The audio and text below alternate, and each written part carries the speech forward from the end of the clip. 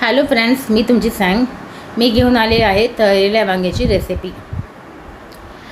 जे काळे वांगे असतात ना, ते धुवून घ्या आणि त्याचे गोल गोल स्लाईस कापून घ्या.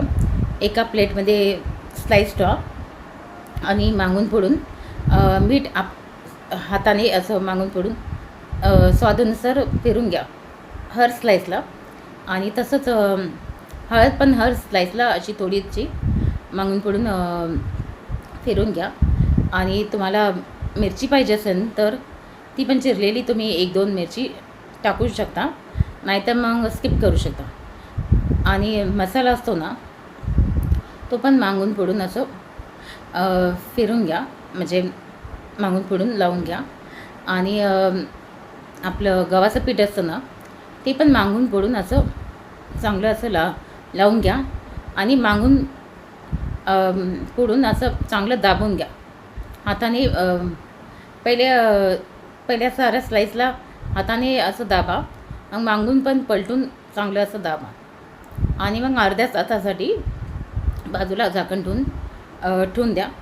आणि अर्ध्या तासानंतर कढई घ्या आणि कढईमध्ये 7-8 चमच टाका तेल, नाहीतर मग 10-12 पण चमच टाकू शकता.